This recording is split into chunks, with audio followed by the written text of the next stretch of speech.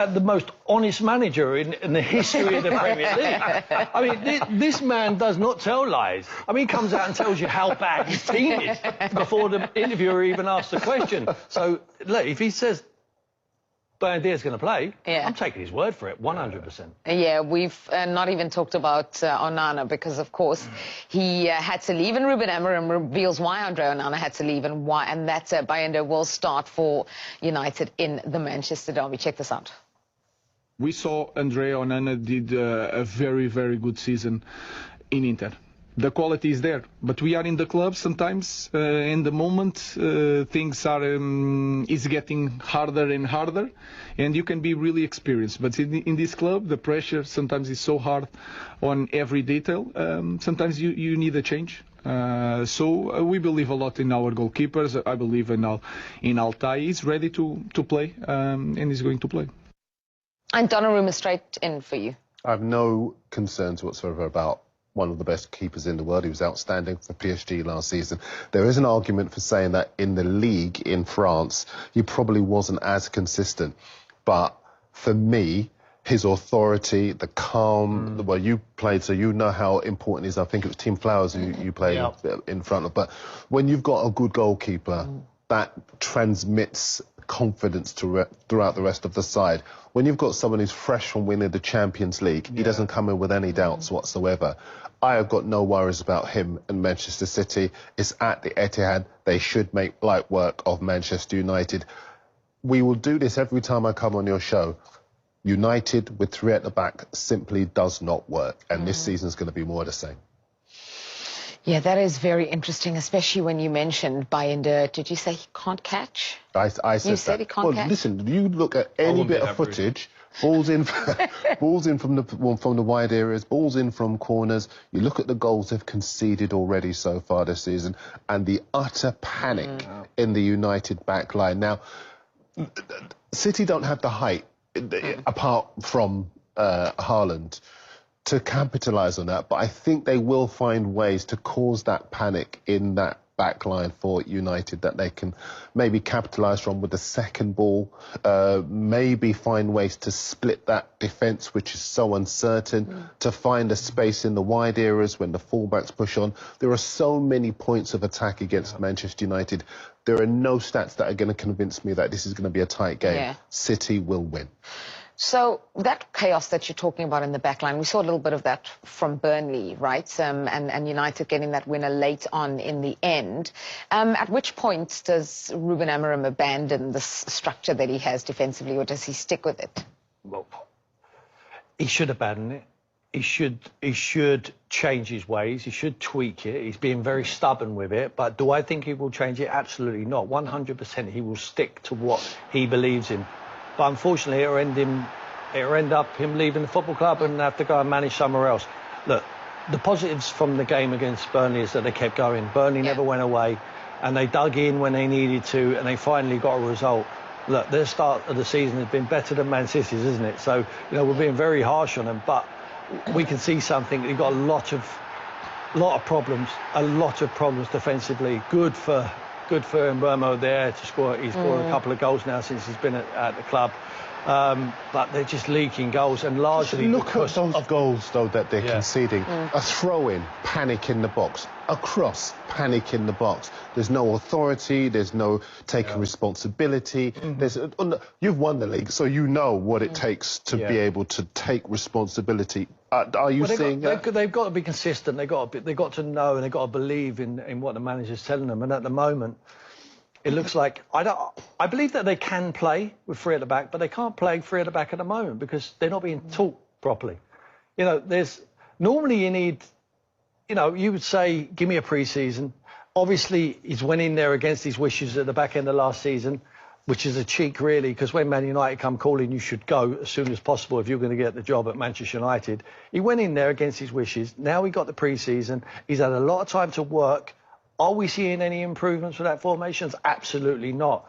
We're looking like a group of players who are struggling for any identity, any cohesion around partnerships, centre-back partnerships, midfield partnerships, you know, full-back and wingers, a link off the front man. I mean, they've taken Seshko in there. I feel sorry for the boy. He's 72 and he's not hardly kicked a ball. And you're playing against Burnley at home, a newly promoted side. Surely you have to give him the opportunity to go on there and score some goals.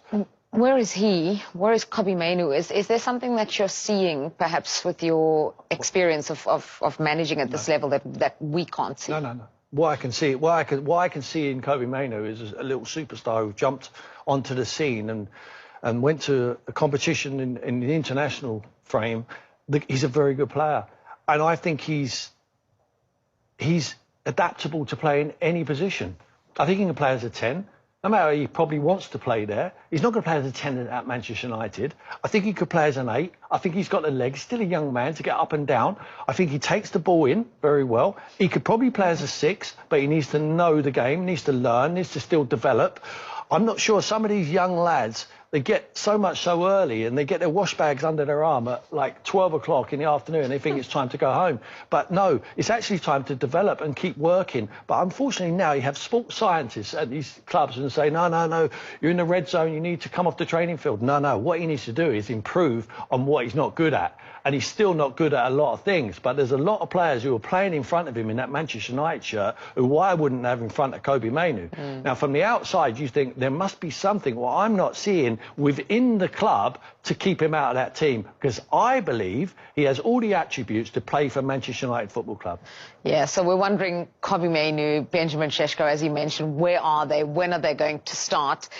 And yet, everything we've said, Manchester United go into this one above Man City in the table. It doesn't happen often. I know it's early days, but City haven't made the greatest start. And actually, I know they take a while to get going. We know they go into a different mode, a different gear towards the end of the season. But by their standards, it's Pep Guardiola's worst start to a season. It is. I think only once before, in 2004-05, did they lose the first 2 games, 2 of the first 3 games of this season.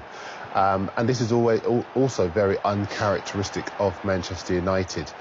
You have to give some credit to Brighton for the fight back, the character and the quality of the winning goal as well. And we can see it here. But I think as far as City are concerned, I'm less concerned. First of all, you've got Trafford there. Well, Donnarumma will be a much more imposing last line of defence when he plays, much more intimidating as well. But the other thing is that I look at the personnel in the City side. Rodri's back. It's going to take him all. You being a midfielder, you know it takes a while after you've been injured to get back in the groove. Alongside Nico Gonzalez, he's going to form that protective shield. They do have a weak spot, Mateus Nunes playing at right back, midfielder at right back. But apart from that, I look over the rest of the side. Reinders looks as though he's had a really good start. Cherky's a fantastic player. Marmoush has got 6 months of Premier League football under his belt. And Haaland is ready to rip it up. I think that City win this game. It's a complete rebuild there. You can see there's so many players who've got to get used to the Premier League. We're talking about the most difficult, most competitive league in the world. And it does take them an awful long time, unfortunately, even though they've got world-class players around them. Haaland will put them into a false position until the team are ready to spring and win 10, 15 games towards the end of the season, because that's what they always do. Never, ever write off a Pep Guardiola team. I think with me, Man United, I will shave this when they win 2 games in a row. You and that guy with the... Yeah, I was thinking of the guy who did it with his hair. Well, I'm going to do it with him. Oh, my word. Like Father Christmas by Yeah, we won't need a Santa Claus. We'll just ask you to do it around December time. Do you think it's going to be a chaotic game, though? Yeah, I saw. Sorry. Is that true? Sorry, I did. I think it will be chaotic. Very good. Sorry. I think it will be a chaotic game. I think it really will be. You know, 2 teams are, you know, not firing on all cylinders. I think it's exactly what both teams need. Not if you lose.